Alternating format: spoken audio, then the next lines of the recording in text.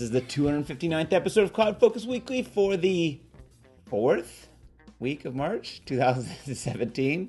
Justin shrugs. This episode is titled Duplicate Destinations. CloudFocus Weekly is brought to you by Clone This User. They are duplicates you'll love. Clone an existing Salesforce user with a click of a button via the desktop or on Salesforce One Mobile. Available for free on the App Exchange or www.clonethisuser.com. I'm your host, Jason Atwood. Joining me, co-host, 250 times in a row, Justin Edelstein. Justin, how are you doing? I'm feeling a little under the weather, to be honest. A little scratch in the throat, but otherwise I'm all right. Yeah, me too. But I feel like what have I been doing? Am I talking a lot today? I don't know. I was flying around, changes in climate. Yes. Airplanes. You went to West Coast. West Coast. Back to East Coast. Yeah. Had a hard time waking up this morning. I don't know. How can you get jet lagged after 2 days? Just happens. It's crazy. I was out late last night. Oh, there. Here. Oh, here. Flew home on a 6 a.m. flight there. So woke up around 4 there. Right, you had a long day. Had a very long day. Right, those are long days. Speaking of long days, we have some agenda to do today. We have a catch-up on some of the non-Spring 17 blog topics or blog posts. So we have 3 that we're going to catch up on. And then we're going to do a little Destination Success recap. And then we have some Apple news. And then we'll get out of here. And we'll do our picks of the week. When we'll get out of here, we'll do our picks of the week. And we'll call it a day. Oh, and we have one other topic. We have our hidden topic. Hidden topics? Hidden topic. Okay. Right. So we'll do that. Okay, cool. I'm so good at Hidden. So good at just reading the hidden topic. Let's start off with Peter White's blog post on blog.arkusinc.com entitled Salesforce Duplicate Management Strategy. It's the SDMS.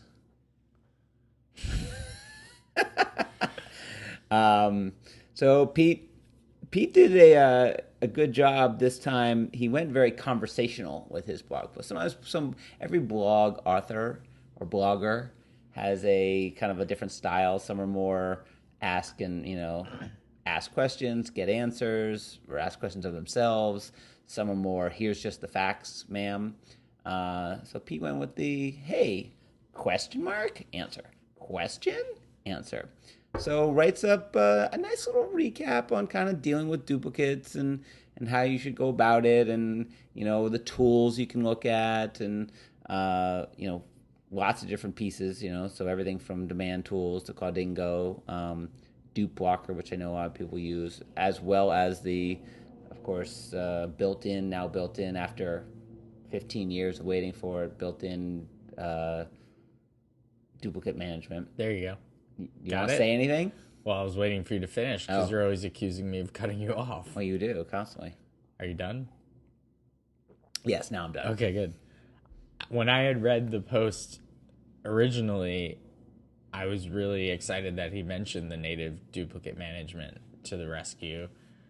And the fact that he wisely talked about a few things, which were integrations and how to manage and handle if there are integrations coming in with contacts to make sure that anything that you do to prevent duplicates don't break integrations, or make sure that they'll continue to either, allow an alert or don't just break an entire batch of things coming in, be it an integration. And then I was also excited that he had mentioned the component within Lightning Experience, which makes the native duplicate management a lot more powerful in my mind, because you can be looking at a record that could have a potential duplicate. So let's just say a lead, for example, and there's a component that you can drop right on the page that shows you potential duplicates right there on the page. Right. That is great. Yeah. That is powerful. That is better than what most do. Right. It's actually I think that's actually the best, as long as the rules work. Then it's really, really powerful because it's just right there in your face. Here's some potential duplicates, and then you can take some action on them. Yep. as opposed to just reporting them or creating a task for an admin or something to go look at it, or saying, are you sure you want to create this? There might be some duplicate over here. Click to go look at it. It's actually just right there in your face. I was a big fan of that feature. +1 for Lightning. And +1 for Peter for mentioning it. +1 for Pete. So I'll go read that on blog.arkusinc.com. Next up. What's next? So I know which way to scroll. James. Okay, scroll down. James Bejeweled writes a blog post about the Cloud Consultant Toolbox. Time savers. I guess this could be a series. Cloud Consultant Toolbox Time Wasters. Anything. Cloud Consultant Toolbox App Exchange version edition. Sure. So he could just make this into his own personal series if he wanted to. So he actually mentioned a couple, some of which I learned from reading this blog post. Why don't you pick like one thing that you kind of out of here that you kind of went, ooh? Well, I'll pick the one that I had as a pick in CloudFocus Weekly episode 204. Did he call it out? Well, I told him to because he picked it, and I was like, I picked that on a podcast. Go find it. Found it. So on episode 204, I talked about the SF Toolkit .co, which has a ton of features in it. It really is a toolkit. It has I think I picked it for Switch, which was the ability to disable validation rules, workflows, and triggers when doing certain data loading activities. You might want to turn things off to load up some data and then turn them back on. So it's a really easy way to do that. They also have Schema Lister. So looking at all the objects in an org, their fields, the attributes about it. So being able to kind of document on the fly, if you will. Quick documentation, if you will. And they have a whole bunch of other ones like org compare to see differences between two different orgs. Org doctor, best practices. Not sure. I don't know what that one exactly is. The health of any org. I don't know what they're considering healthy or not. So I've never actually used that one. So really interesting toolkit to be able to use and log into your org and use these tools to your own benefit. So I'll go with that one. He picked obviously two of my favorite pieces of software ever, but I'll pick my second most favorite piece of software ever. Okay. Which is Text Expander. It's a great one. I just don't know how I could live without Text Expander. I got a question for you. Did you get an email from Text Expander recently? Nope. It sent me an email saying it gave me my statistics. Oh, okay. It said like in the last week you've used this many snippets and saved this much time. Right. You can run in the app anytime you want. Right, but it sent it to me in an email. I thought it was interesting. So I have saved, this is since, I don't know when this is from. It doesn't tell me like, is this ever in the history of man, but it says I've expanded 36,000 snippets. How do you run that? You just go into Text Expander and then there's a statistics button. I've saved 1,405 characters. Statistics, here we go. How many snippets? 8,350. Oh, to my 36,000. I've saved almost 1 million characters. To my 1.4 million. And I've saved 63.8 hours at 50 words per minute. Yeah, so 72 hours at 65 words per minute. Oh. Anyway, that's kind of fun. Text Expander is great. Again, if you don't know what it is, plenty of little apps that do this. It's not. I'm gonna hit tweet my stats. What does that do? It tweets them out. Oh, cool. But it takes small little things like just happened. TGMA and it just expands it out. So it works across the entire universe of your desktop. And I use it for stuff I do all the time. It has pre-fillable things. It has randomizers. What I really have enjoyed now, because we at Arkus are on it, they have like a corporate version that you can have shared snippets. So we have a folder that is stuff that we all use. So then we all can use these kind of shared snippets of things that we constantly are doing in emails or whatever. So great stuff. Our address. Put our address in there, phone number, fax number. Yeah, you don't have to remember things. You just don't have to remember things. AFN, Arkus fax number. Yeah. FFN2, fake phone number 2. YFF? I don't know. It's just easier to type. It's when I'm filling things out. All right, let's get off of that. Thanks, James. That's on blog.arkusinc.com. Oh, look, this next one's by you. Oh, and then the greatest blog post, or AKA easiest to write.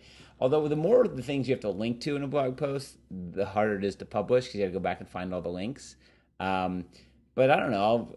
You see a lot of top 10 lists, top 10 this, top 10 that. So I thought I went back and I looked at the stats from last year, from 2016. Did you actually run it in analytics, Google Analytics, and you said by the numbers, these are the runs? Yep. Cool. And I took out everything else. I just went for 2016 and by hits within that year.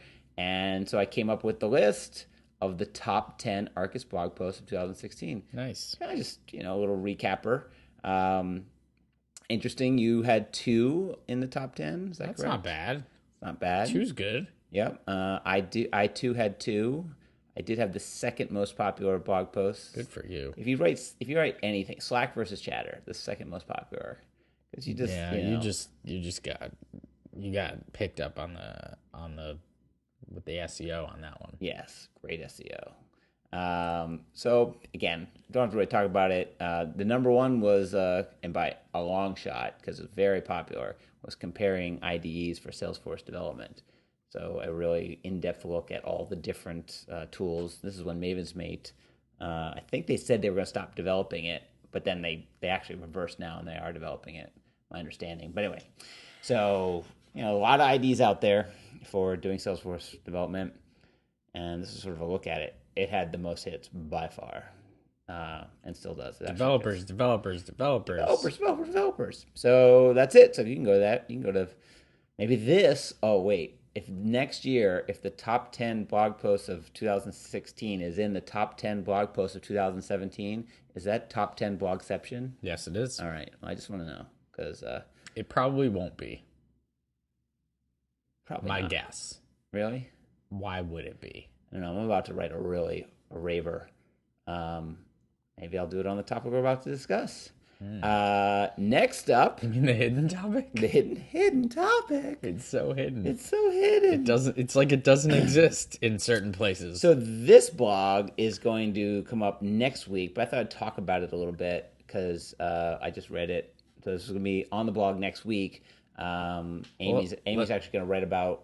Let's not talk about the blog. Let's talk about you went to Destination Success. Right. Well, that's what I was going to talk about. But it's going to be in the blog next week. It'll be mentioned. It's mentioned. Blog's not. The post isn't necessarily about Destination Success per se. So for those of you who don't know what Destination Success is, you're like, what is that? It is Salesforce's spin-off, what I'm considering a spin-off from their Dreamforce sort of training and certification track that they've had where you could come in early and take certifications early.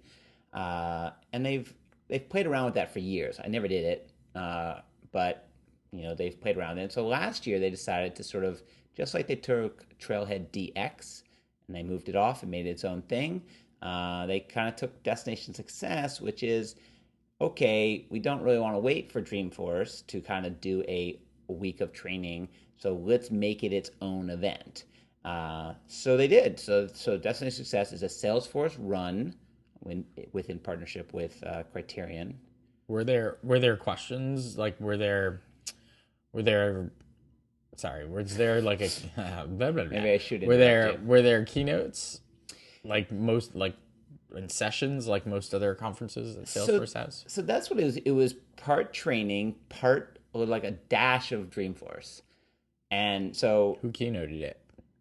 I don't remember his name. He's like Was the it head about- of Salesforce University. Okay, I was gonna say, was it about Salesforce and here's Salesforce, the company, and Einstein jumps on the stage, or was it like this is Salesforce U and this is what we're doing in terms of training and Yes. how certifications work Yes. and all of that stuff? Yes.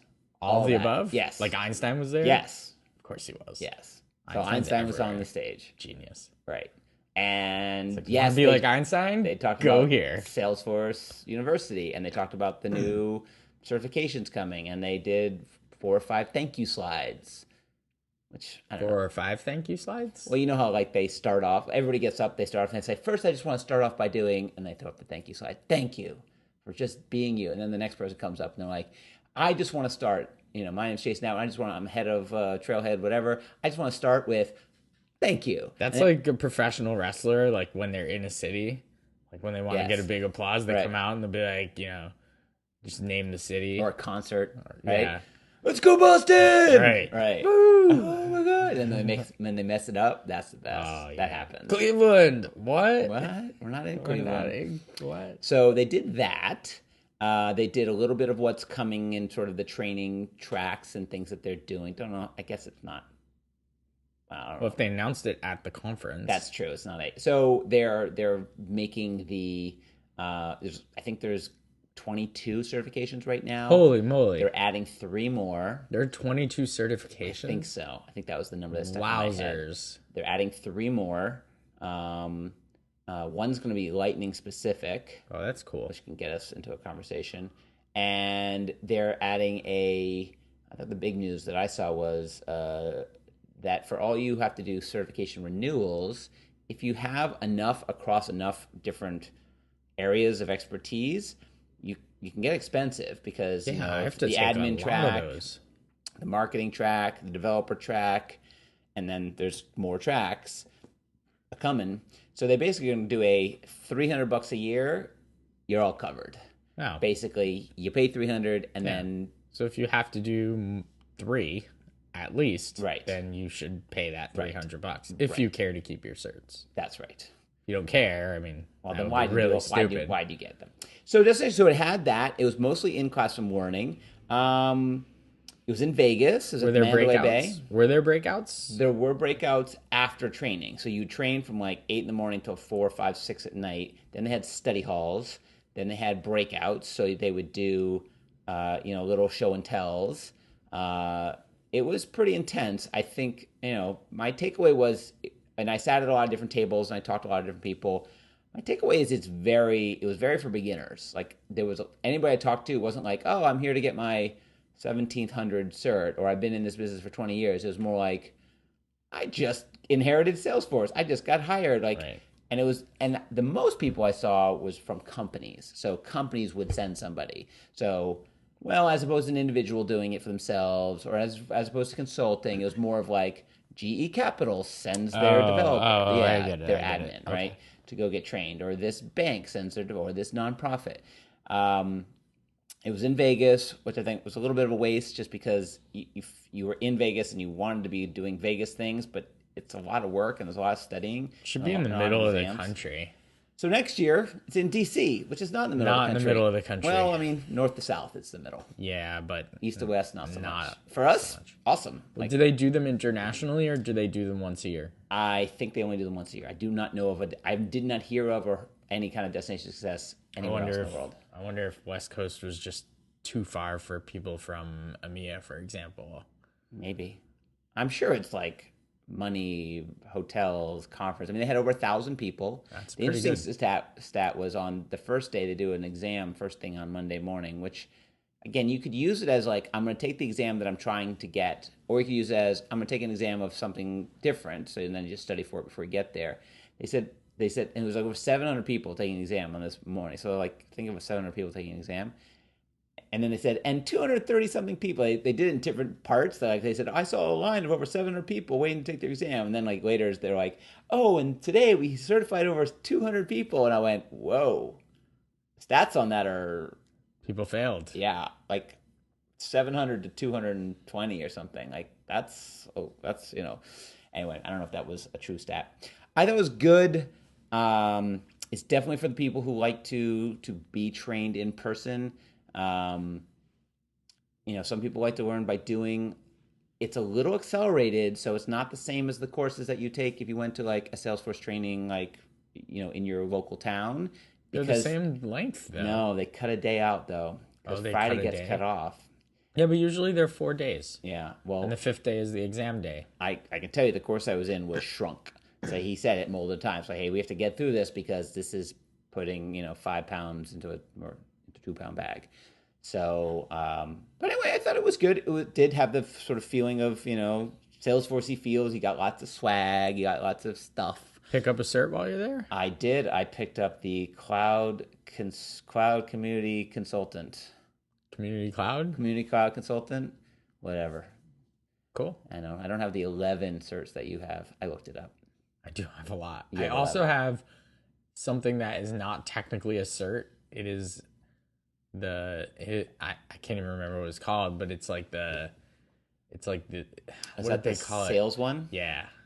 It's Does it how to show sell up at- like Salesforce. Does it? Oh, the Salesforce like sales thing. It's actually more expensive than a cert. It's $500 to take the test.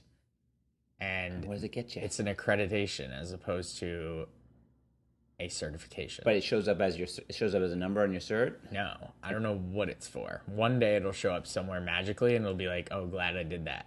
So if I look at your certs, it doesn't have that. I don't think so. Oh, well, I'm gonna look now. I don't look often at my own certifications. Well, I was there, so I was looking at a lot of people's Oh. certs. Like I'd meet people and be like, "I'm gonna go look at your certs. How many certs you got?" I have a lot. You have a lot. I like to take the new ones when they come out. I like to take them in beta to help form the tests. help Advanced inform them. Sales Cloud, Service Cloud, Pardot, Platform Marketing, Sharing Visibility, and Community Cloud. Yeah, it's not there. No. It's not listed as Yeah. But it's a thing I have. yeah. It's not listed as one More of of your. an accreditation. It's like one of the things like the super badges I was looking too. They just get listed as a badge. They don't get listed in a separate category. They should probably change that because they're different. They're pretty. Yeah, they're more difficult than We a talked about regular that old last badge. week. We don't have to Yeah. that. Go listen to that podcast. That's from last week. Anyway, so that's Destination Success. All good stuff. And next up, this is just for you because I think you complained about it, and I sent you the article the other day because Yes. you complained about it. I may have complained. You once did. I complain about so many things. Yes. I guess I complained about this. You at did. some I think point. you went to rent something on your Apple TV or rent it somewhere, and you didn't watch it, so you wanted to watch it like on another device. And Apple, up until yesterday or 2 days ago, didn't allow you to sort of rent it one place and watch it on another. So that's now a thing. So good. So good. That's a thing. Why should that not be a thing? It should be, and it is a thing now. I also read, as part of my predictions from one of these years, maybe last year, for the cloud computing predictions, they're talking about in-theater movie rental. Apple's working with the theaters. The price they're throwing around is about $30. So it's $30 to be at your home and to rent a Oh, a movie movie that's in the movie in the theater. theaters. Oh, that's totally worth it. Shh, that's terrible. It's got to be lower. But yeah, I think I would do that. $30. I mean, that's what it costs to go to the movie Well, theater. no, it costs more than that for two people. Well, yeah, if you want to have a snack Well, and get Subway, there. Yeah, Subway back and forth, two people. you're over 30. We're just talking New York. Yeah, well, if you're that's the somewhere else thing. and you have to drive, Right, to get in the car and drive, Right. and then you want to have a snack and a drink. Yes, I'm all in. Yeah, I'm in. I'm in. I thought it'd You be can more. have adult drinks at home too. Yeah, a lot of theaters are doing adult drinks now. I like that. Yeah, but your own adult drinks. You Yeah, don't have to buy the $12 And you can drink. pause to make more drinks. Right, or go to the bathroom. Or go to the bathroom. You don't have to use Run Pee, one of your picks, which That I've never doesn't used exist ever. anymore. They stopped. Did they? Couldn't scale because I think when I picked them, they had thanked me on Twitter, and we went back and forth like, "How do you actually do this?" And Yeah. it's like We sent we people to the actually movies. have to go to the movies and watch them all and take notes and stuff, and it just didn't scale. I guess What you would want is the movie theaters, or the movie the company, the production company, to like just send tell you, right? But then they're writing out like the synopsis and like Yeah. what you missed. It's like maybe I used it once, and it was kind of cool to get the alert in your pocket, like it's time to go pee. right. Then you could go, and then while you were peeing, in your other hand, you It's could be just like looking at this is what's happening. Two It was people a are great sitting, idea. Two people are sitting on a beach, Right. kissing, Right. and you're like, "Oh, that's what I'm missing." Okay, good. Good. When I get back, I'll know that happened. It's so funny. I used it, I think, 2 different times. I can't remember what, though, but I remember using it. Also, speaking of Apple, isn't that red iPhone pretty Oh yeah, so Apple had a little mini darn announcement. cool? Um, I really want one. I think people are really complaining that it's not red all around. Like they don't like that it's this big white face. You're not seeing it from the front. I'm only seeing it from the back, I guess. Yeah, the front apparently it's white and it looks weird. It looks like it's wearing a case. Oh. So Well, people I are still saying if want it was, yeah, well, I know, of course you want it. Why don't you throw yours into a red case? I could, although I have a pretty interesting case which on you've my already phone made right as a now. pick of the week. So Yeah, last week. hidden topic. Oh, hidden. It's hidden. It's hidden, all right. Yeah. So It's a real hidden thing. is this going to go on to the number of podcasts that we get in trouble for? No, we shoot straight is what we do. From the hip. We shoot straight. So this is something that's been really bothering me, and I've been going back and forth, and I've been going a little social with it, a little social, a little mobile, but I'm irritated by this, and I think it's shady, and so I'm calling out Salesforce. Yep. Call them out. So here's the deal: we are a Work.com user, meaning we pay for the licenses, and we actually use Work.com, the product. That they bought. What would they buy? They bought somebody. Anyway, Do is the other one. That's Ripple. Taskmate. Ripple, right? So they turned it into this product, and they had a product team around it, and product managers, and they made it into something you bought. And there were 3 different levels of licenses, starting from $9 up to $20 per user per month. And they said this is the future, and it's great, and people bought in. Great. That's the cloud computing strategy. And then they started integrating with Salesforce. It started off really bad, and then they got it to it's okay, has some neat features. It's actually what brought thanks and badges into Salesforce, into Chatter, was Work.com. Then they kind of split that off. It had a very different user interface when it started. Yes, terrible. It was just not Salesforce. Right. It was different.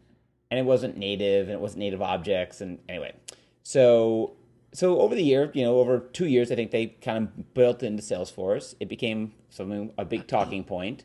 So people started to use it because you could do performance reviews, you could do gifting, you can do goal setting, metrics, company goals, Very all this much, sort of stuff. very much aimed at sales, Right. and sales performance. Definitely. So you could be in Chatter and have coaching spaces and all this sort of great stuff. Great, love it.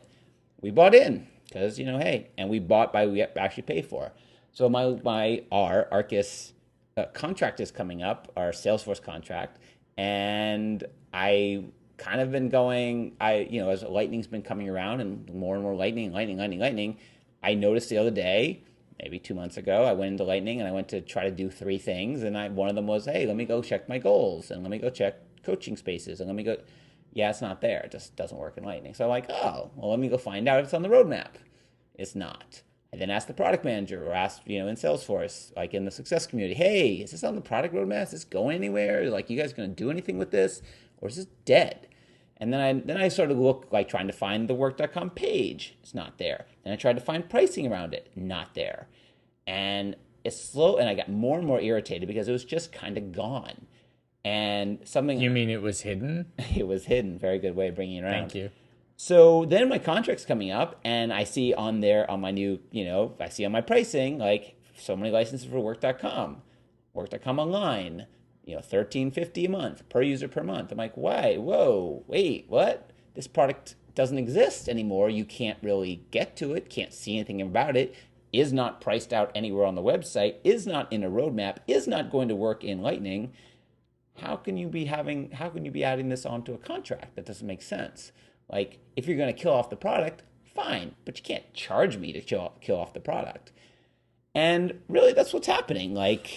They're not really supporting it, they're not really selling it, but you could put. But if you own it, they want you to keep paying using for it. You got to pay for it. But But they won't take it away from you unless you stop paying. I mean, they'll take it if you stop paying. Right. Which I bet they wouldn't. They'd have to figure that's our out bet. how. We'll see. We'll put that on the podcast that happened. But here's where I think it's sketchy, because if it's something that you're no longer selling actively, if it's something you're no longer supporting, you should not be putting it on my contract for a 2-year renewal that I'm going to pay for. Because I know in a year, if I said, hey, this thing isn't Lightning enabled, why am I still paying for it? And I said, take it off my contract. They'd be like, oh, no, can't take it off your contract, right? No way. So it's a dead product. First of all, admit that it's a dead product. In the success community, in the Work.com group, put discontinued. This thing doesn't exist anymore. We're not selling it. It's not on the roadmap. It's going away. Fine. 2, you should either make it free or you should disable it. You should not be charging the exact same price of a product. Because here's the thing. In the cloud computing space, one of the things we pay for under our monthly license is the upkeep and future building of the product. I pay for these products because they're going to keep building them. And that's why I'm on a subscription basis. But I'm not subscribing to something that's dead. That makes no sense. That kills the cloud computing model. That kills subscription-based applications. I would no longer have an app on my phone that says subscribe for 2 years, but we've stopped development on it. Right. No, I'm not. No. And it's not in the plans for where we're going in the future. Right. And so I'm calling them out. I just think I've been doing a little bit on Twitter, doing a little bit in the success community, but I just think it's really, it's bad behavior, and it's a little shady to do this and to not be more forthright about it, to not have it in release notes, to not have it in the thing very up front. This is what's happening. And then what's the plan? So if here's what I'd like to see them do. We're not moving forward with it. If you own it, well, you can keep the license and keep using it until it stops working. I mean, but we're not going to support it. Salesforce just increased their price for the first time in a very long time. Yep. Why can't some of these, quote, legacy features that are just going to live on in Classic and not make their way to Lightning, they're not investing in them anymore, just be covered by that increase in cost? I mean, we're paying more, right, for essentially less. I mean, it's a product that is hidden. It's disappeared. Hidden product. Yeah. And when we go to Lightning, which we said 2017 is going to be the year of Lightning, right? We're going to move. Yeah. But we can't use all of the apps that we use. And it's not like we built this one. Right. We bought this one. And we didn't buy it from an ISV. And are still paying We bought for it from Salesforce. And they're still paying for it. And that's what's getting me. And I'm a little lame. It's shady. You can't even use the thanks feature in Lightning. You can't even do that. I mean, let alone the goals and the metrics and the coaching spaces. And if you went so far to do performance reviews, which not many have, fine. But to not even be able to do a badge, right? Thanks badge, and that's in the success community. What are they going to do there?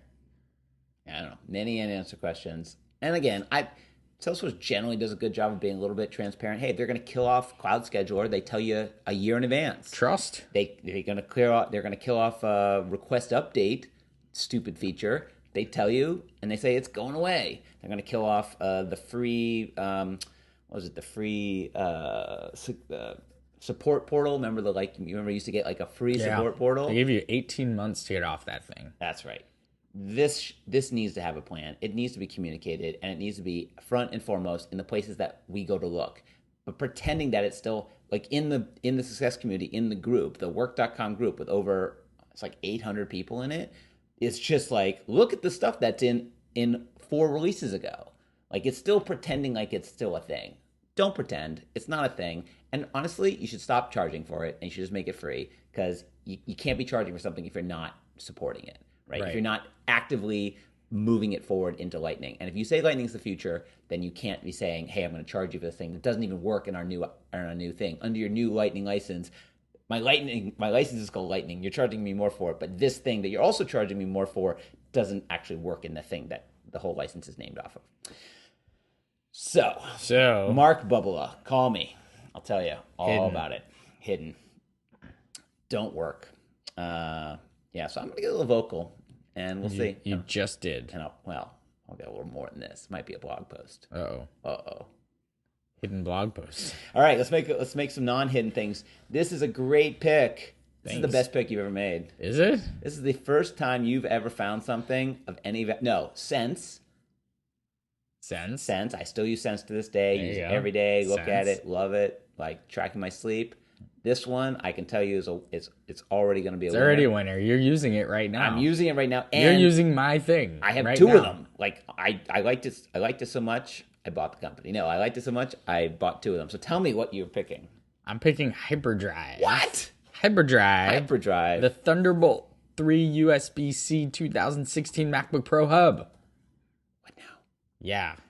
You heard me. So tell me what it is. Well, it's by a company called Sanjo Corporation, and it's for all those people who bought MacBook Pros, the new ones, the 2016 model, that comes with 4 USB-C ports, and that's all it comes with. So all of your peripherals that basically probably none of them work with USB-C natively, you have to have a dongle, a USB dongle, a dongle for HDMI, a dongle for VGA, a dongle for this, a dongle for that. And everything you can think of needs a dongle. Right. So what this product is a little, I don't even know how to describe what it looks like. It's a little thing that hangs off the side of your computer. It's not a dongle, because I think of dongles as like straps, like they have like cords. This just has two USB-C plugs that plugs right into the side of the MacBook Pro and then plugs flush against it. Right. I think they call them like a dock. It's like a mini dock. It's kind of a dock, right? And it basically sits there, and it has 7 ports. So it takes 2 ports and turns it into 7. What? Right. So 2 it has into 7. Right. So it has an HDMI video output, a Thunderbolt 3, a USB-C, so that you don't lose the USB-C on that side. Right. Actually, the Thunderbolt 3 and USB-C are kind of interchangeable. Right, because USB-C is also the way you power it. So like you have an SD card reader, and a micro SD card reader. Awesome. And then 2 USB ports. Right. You get your 2 USB ports back. So basically. I love on there. So it was a Kickstarter, right? It was a Kickstarter. Yeah. I got in at $69, my pledge, which was, I mean, basically they had $100,000 goal, and they raised $1.8 million.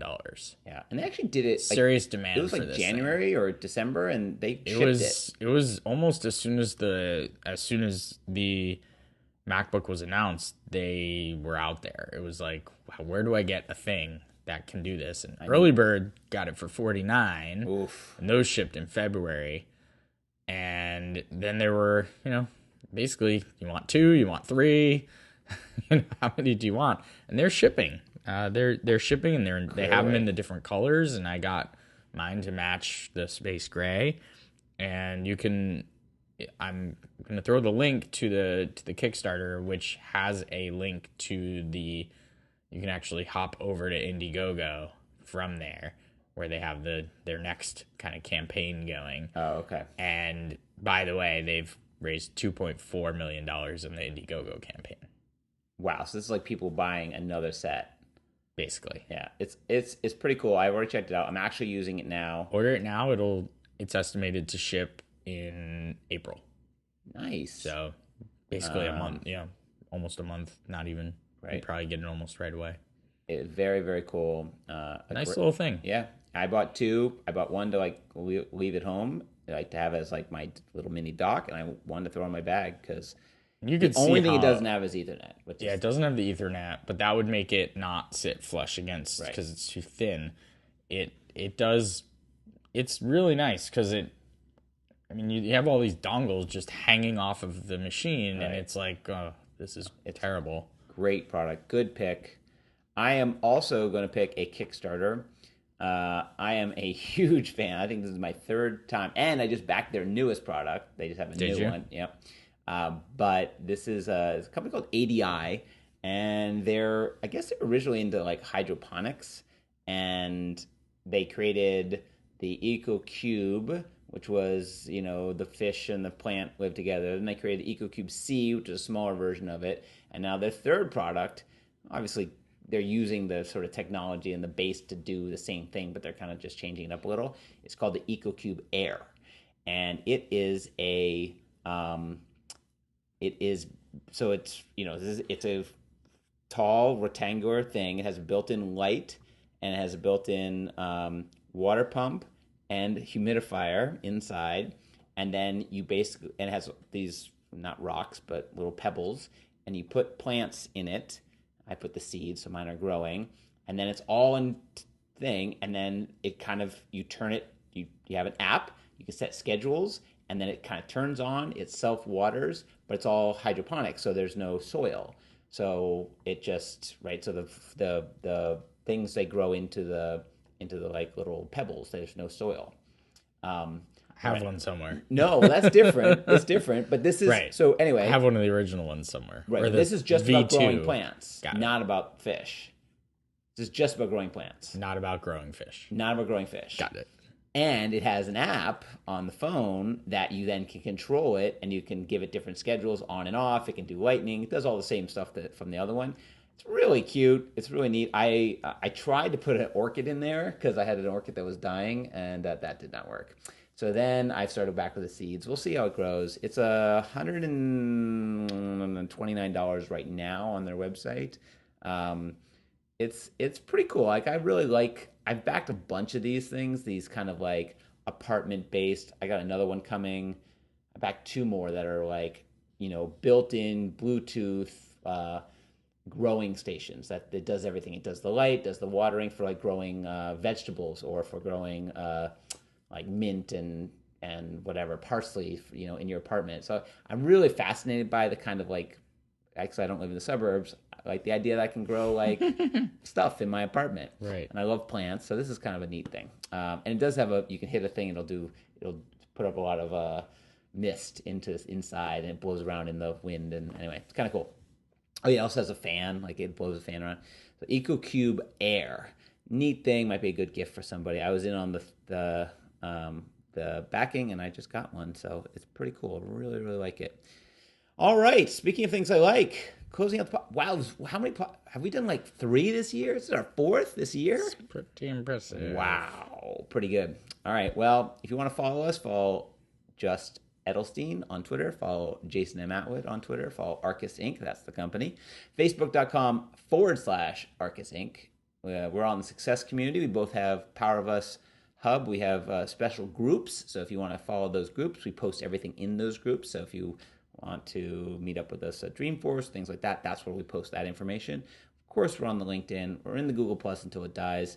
We're also on iTunes, Stitcher, and I'm working on getting us in. Oh, I got us into Google Play the other day, so we're now in the Google Play Store. Nice. If you want to subscribe in there. And I'm working on getting us into TuneIn, which is another one. I'm going to try to get us in all these kind of spread around places. But tons of places to find us. But as always, Justin Jason saying, enjoy those cloudy. Peace.